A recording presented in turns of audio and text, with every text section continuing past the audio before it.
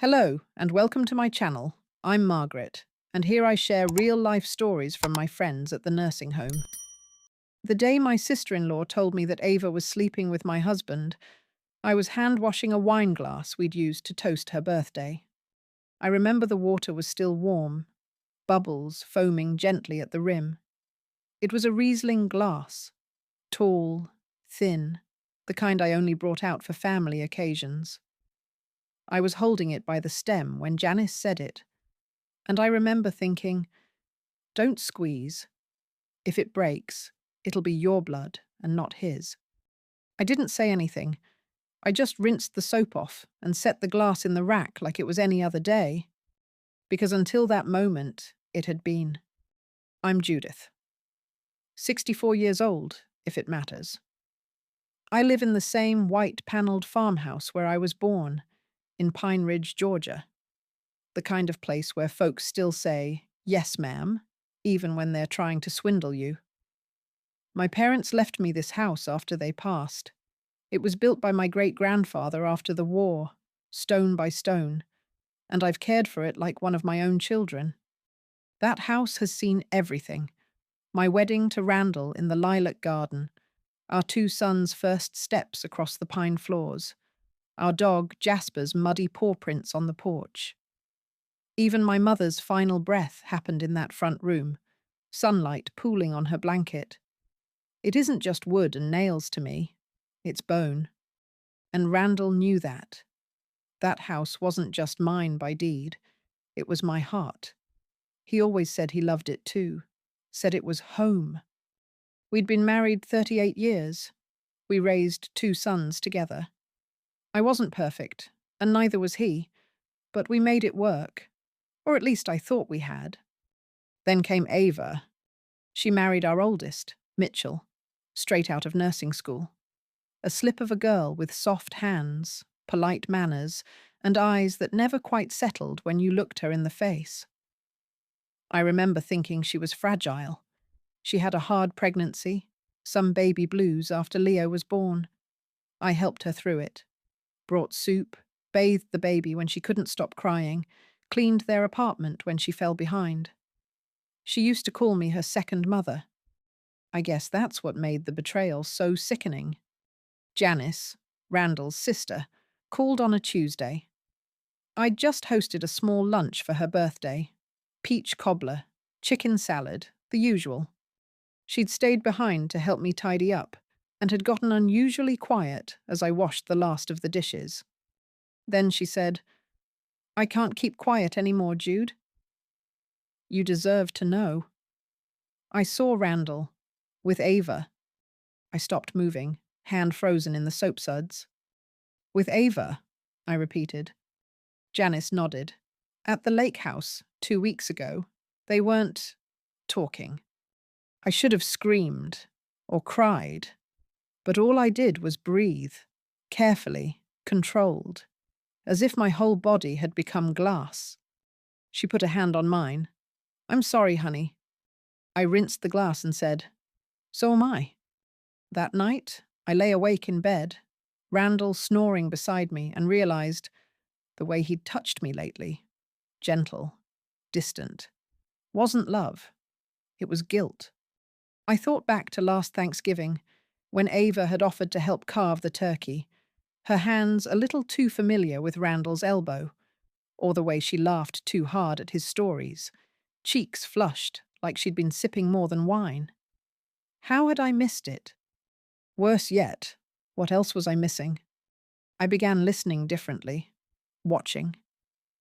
Randall had started taking walks on weekends. He said they helped with his blood pressure. I followed him once, discreetly. He didn't see me. But I saw him get in Ava's car. She drove him to the edge of town, and he didn't come back for hours. I didn't confront him, not then. I let the days pass. I made him breakfast, folded his socks, smiled when he mentioned Ava dropping off soup for Leo. But in the background, I started collecting things. Bills, copies of the house deed, the prenup we'd signed 38 years ago. I had a binder with labeled tabs. You learn that kind of thing when your whole world has been one long, quiet service to others. That's how I discovered the new mortgage application, buried in his email, one that listed the farmhouse as his asset, one that required my signature. I knew what they were planning. He was going to file for divorce, claim amicable separation, and sell the house to Ava's cousin who flipped properties, get a payout, move in with her, and leave me in the dust. I waited until Sunday morning. We were eating pancakes in the sunroom. I handed him a small yellow envelope. "What's this?" he asked, mouth full. "An invitation," I said. He opened it. It was a letter from my attorney. "I thought you said we didn't need lawyers." "I lied," I said softly, sipping my coffee. "Like you did." He stared at me. "Judith?" "You know," I added, "I think I liked it better when you lied with flowers and silence. At least then I could pretend." His fork clattered to the plate. "I don't know what you're talking about," he began, but I was already clearing the table. The meeting was set for Thursday morning, downtown. Ava showed up too. That surprised me. But maybe it shouldn't have. After all, if you're sleeping with your father-in-law and plotting to steal his wife's house, you may as well show up to the signing. She wore beige, tasteful, quiet, non-threatening. I wore navy, with pearl studs and a pin my mother gave me, the kind you wear when you need to look unshakable. Randall didn't look at me. He just adjusted his blazer like he was playing some executive role in a play he didn't quite know the lines to. The lawyer, Ava's, not mine, slid a stack of papers across the desk.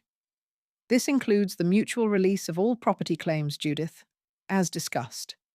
Once signed, the house can be reassigned to Randall in exchange for—" I raised my hand. "My lawyer advised me not to sign that document." The room froze. Randall turned to me, face coloring. "What?" "I said I won't sign away my rights. The house was deeded to me before we were married. My name is on every line. And your little maneuver to remortgage it without my signature? Illegal." Ava blanched. "We weren't trying to—" "I wasn't finished," I said calmly. "Randall, you wanted to keep things quiet. That's fine. So do I. But if you press this, if you try to sell my family's land out from under me, I'll go to court. And trust me, no judge in Georgia is going to side with a man who slept with his son's wife." Her mouth opened slightly, like she was going to object. I smiled. "And I have emails." We walked out in silence. Randall didn't follow me to the parking lot. That night, I sat in the garden and let the dusk settle on my skin. I hadn't cried yet, not properly, not since the wine glass. Instead, I opened a box of old photos, my boys playing in the mud. Randall holding Mitchell as a baby, Ava at the kitchen table, wearing my apron and eating cobbler. I should have felt rage, but all I felt was something deeper, a resolve, like the earth finally firming beneath me. They wanted me gone. So now I would make staying look like power. I didn't tell Mitchell. How could I? How do you tell your own son that his father's been sleeping with his wife? That the woman who gave birth to his child, your grandchild, has been playing house with his daddy behind his back? You don't. You just hope that somewhere deep down, the truth starts to stink. I did tell Janice, though. She came over the next day with a basket of lemons from her tree and the look of someone who'd lived too long with other people's secrets. "I knew you wouldn't let them win," she said, pouring us 2 glasses of sweet tea. "But I gotta ask, what's the endgame, Jude?" "Simple," I said. "I keep the house, and I let the rest fall apart on its own. Because the thing about liars like Ava and Randall is, they don't need enemies. They do just fine ruining themselves." 2 weeks after the lawyer meeting, Ava stopped posting on social media. She'd been one of those women who curated everything: baby photos with filters, surprise brunches with Randall at lakeside diners, vague quotes about choosing joy. Then silence. A month later, I saw Mitchell at the pharmacy. He looked pale, eyes shadowed, like a man who hadn't been sleeping well. He hugged me tight, longer than usual. "You ever feel like you were the last to know something?" he asked. I didn't answer. Just rubbed his back the way I used to when he was 5 and had night terrors. He left with a box of cold medicine and a quiet, "Love you, Mom." I stood by the vitamins and whispered, "I love you too. Even if the truth burns, it belongs to him now." In the meantime, I lived like I always had. In the house, my mama scrubbed down every Sunday morning, the one with the squeaky third step and the porch swing Randall never fixed. The one I nearly lost to betrayal. I changed the locks. Not out of fear, but dignity. Randall didn't come around much. Once, he called to ask about some garden tools he'd left in the shed. I told him they'd been donated. To who? "Someone who doesn't sleep with their son's wife," I said, and hung up before he could try charm or rage, his two fallback modes. I think that was the moment he realized I wasn't bluffing. Then came the letter. Typed. Formal. From Randall's new lawyer. A notice of intent to pursue partial ownership, citing marital contribution. He was still trying to take the house. I called my own attorney, Lisa, who'd gone to high school with my youngest. She read it, laughed, and said, "Let him try. He's standing on sand." But it wasn't the legal part that got me. It was the realization that after everything, after years of birthdays and hospital stays and burned dinners and late-night hand-holding, Randall was willing to fight me over a house he never built. A house he'd planned to gift to his mistress. And for what? Pride? Money? Control? That night, I took down the family portrait from the hallway. The one with all of us grinning on the porch, Mitchell, Jonah, Ava, baby Leo, and Randall, with his arm around me like we were solid stone. I slid the photo from its frame and placed it in a drawer. Then I stood in the hallway and stared at the empty wall. It looked better that way. My neighbour, Marie, started coming over more often. She was a widow too, though hers had passed cleanly. No betrayal, no legal wrangling, just a sudden heart attack while gardening. She brought over homemade soup and stories about her sisters, most of which ended in laughter. "You're glowing," she said one afternoon, stirring gumbo on my stove. "What's your secret?" "Divorce," I said. She cackled so loud she nearly dropped the ladle. We sat on the porch, bowls in hand, and watched the sun set over the cottonwoods. "This place," she said, "feels like it belongs to someone who knows how to live." I nodded. "I'm learning." 3 months after I refused to sign Randall's document, a for sale sign went up in front of Ava and Mitchell's house. I pretended not to notice. But Janice came over with fresh gossip and peach muffins. Mitchell's moving in with friends. Ava's gone. Gone? Ran off, took the baby and everything but the washer. Rumor is Randall stopped footing the bills, left her hanging. Poetic. I walked down to the mailbox that evening and saw her car pull away from the curb. Fast, like she was afraid someone might see her. She didn't glance back at the house. Or me. Just disappeared. I found a small teddy bear on the grass the next morning. Leo's. I washed it, stitched the torn ear, and placed it in a box with no address. Some things don't need returning. I didn't ask Mitchell what happened. I let him come to me. He did, one rainy afternoon in October. Knocked on my door, hair soaked, shoulders slumped. I opened the door and saw the man behind the boy I'd raised. Tired, betrayed, fractured. "I think I hate them both," he said. "You don't have to," I said softly. "Just don't be like them." He came in. I made tea. We sat in silence for 20 minutes. Then he told me everything. How Randall had been helping Ava financially behind his back, how she'd gotten cold, dismissive, how he'd found emails, photos, a receipt for a hotel in Atlanta under both their names. I listened, didn't say "I told you so," didn't cry. Just handed him a blanket and let him stay the night. He asked to move in for a while. I said yes. For the first time in years, I heard laughter echo through the house again. Jonah came by too, with his girlfriend. They fixed the porch swing. Mitchell patched the roof. We cooked together. We sat in the living room with old records playing and coffee in hand. It wasn't perfect, but it was real. And Randall? He filed for bankruptcy in December. Turns out, being reckless has a price. I heard he tried to move in with a friend, but that fizzled. Ava went back to her sisters in Kentucky. No one called me to share this. But in small towns, news moves like dandelion fluff, quietly and everywhere. Sometimes I imagine the two of them, sitting in someone else's borrowed living room, wondering how it all slipped away. I don't feel pity, just peace. Because some homes don't need fences, they need roots. And I've got mine. The winter after Ava left, the house creaked in familiar ways again. The radiators hissed. The wind tapped the windows like it always had. But I no longer flinched when I heard a car door outside or the chime of an unexpected phone call. I had survived the kind of betrayal that should have shattered me, and instead, I was stronger for it. Mitchell stayed in the guest room for a few months. He helped around the house, cooked, even started a little online business fixing antique radios. I didn't ask questions.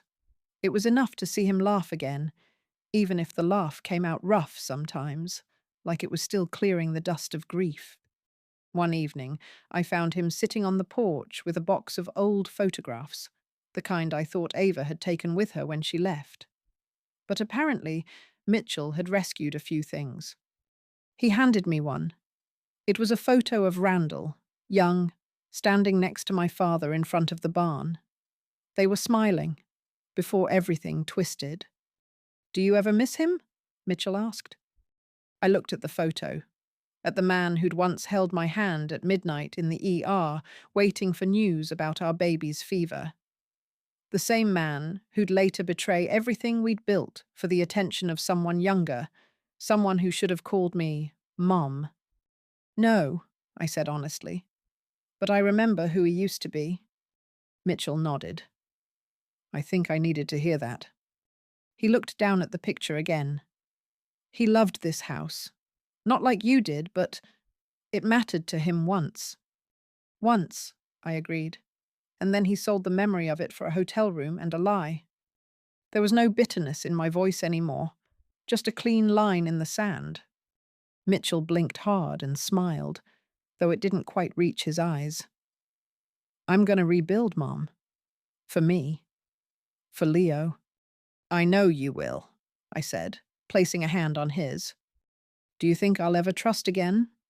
I thought about it. "You'll trust again.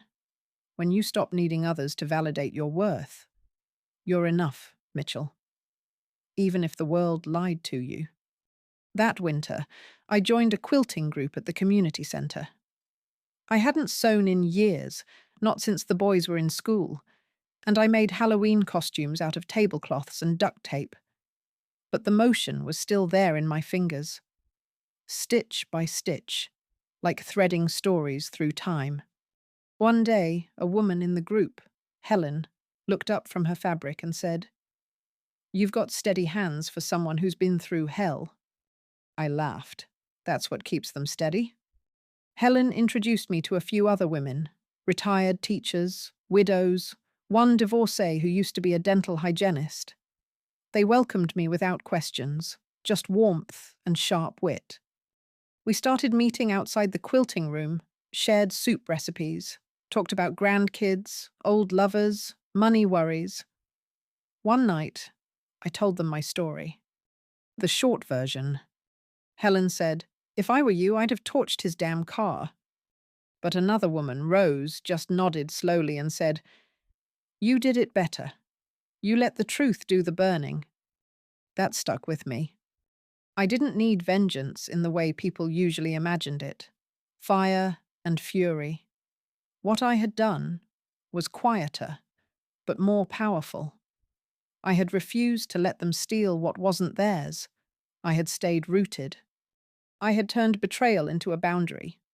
Sometime in early spring, I got a call from a real estate agent asking if I wanted to sell the house.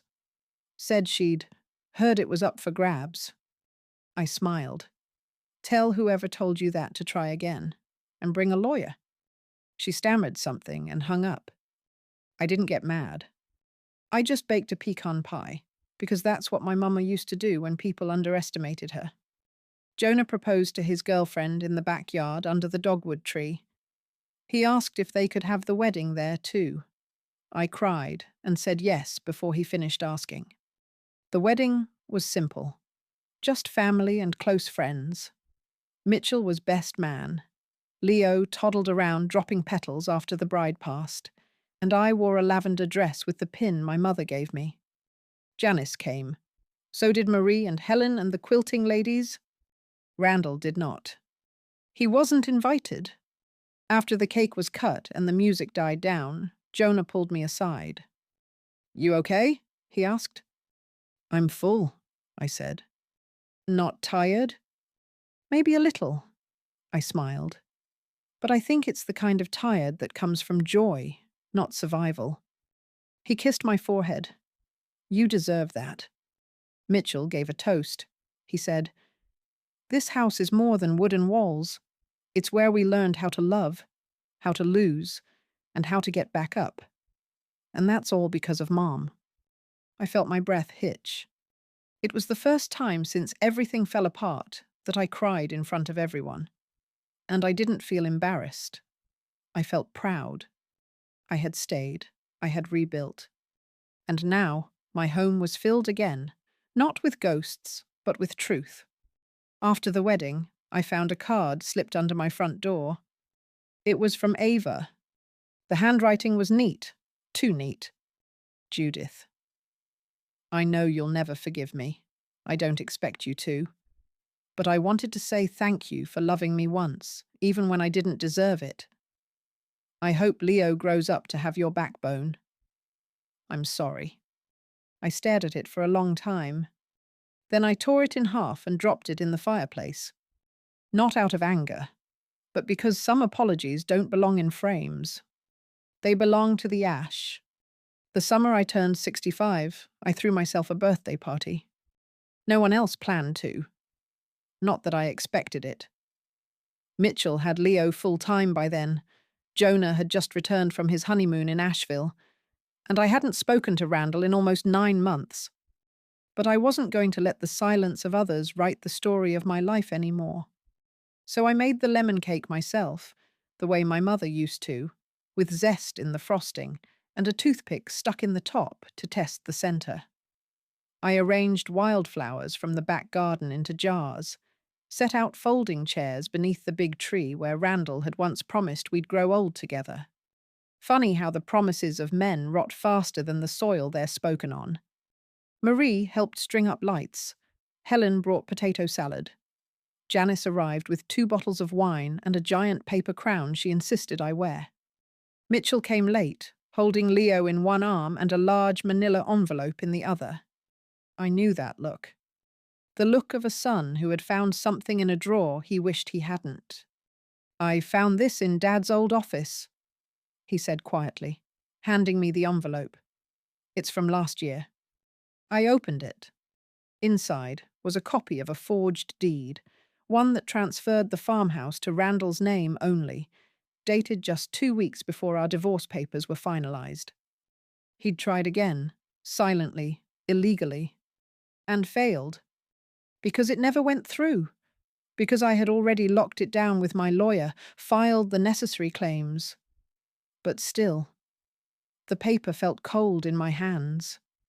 Not because it had power, but because it reminded me how deep the betrayal had run. Mitchell sat beside me, guilt painting his face. I should have known, he whispered. You weren't supposed to know, I said. That was their whole game. But he's my father. I looked at him. That doesn't mean he was right. He stared at the trees a long time, then said, You're the one who taught me how to hold a hammer, how to fix a leak, how to stand up when someone pushes. He never did any of that. I didn't cry. I just took his hand. Later that evening, when the sun began to drop low over the hills and the jar lights flickered on, I made a little speech. Nothing grand, just a few words that felt like mine. Most of you know I went through a storm this year, I said. But what I learned is this. Sometimes the winds come to clear out the rot, and when they do, the roots that remain are the ones worth building around. I didn't name names, but I didn't have to. They all knew. A few weeks later, I got a call from a lawyer in Kentucky. Ava had listed me as a reference for a housing application. The audacity. I didn't return the call. Some people learn, some people don't. But it's not your job to be the teacher of every lesson. Sometimes survival is enough. Jonah called the following week. Have you thought about writing all this down? He asked. I blinked. What do you mean? This story. Your story. The house. The betrayal. The rebuild. People need to hear this stuff, especially women.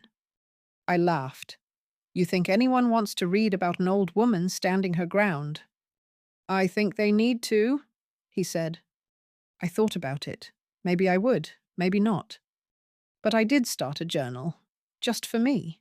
The first line read, He tried to take my house. She tried to take my dignity. I kept both. That fall, Mitchell started seeing someone, a woman named Tasha. Soft voice, strong hands, sharp sense of humor. She was gentle with Leo and with Mitchell's heart. He introduced her to me over Sunday lunch. I watched him watch her, and I saw it. That flicker of something real, not perfect, but honest. After the dishes were cleared, he asked if I'd ever consider turning the back shed into a studio. For what? I asked. You, he said. Quilting, writing, hosting. Something for you. I hadn't thought about that shed in years. It had been Randall's tool storage. Dusty, half-rotten, forgotten. Maybe, I said, already picturing curtains and a kettle. It took a few weeks, but Mitchell and Jonah helped clear it out. We installed a small desk, a rocking chair, shelves lined with fabric, a bulletin board. Marie brought over a rug. Helen pinned a note to the corkboard. You stayed. That's power. One chilly morning in November, I sat in that shed with the window cracked just enough to let the breeze in, and I felt it. Peace. Not the fake kind.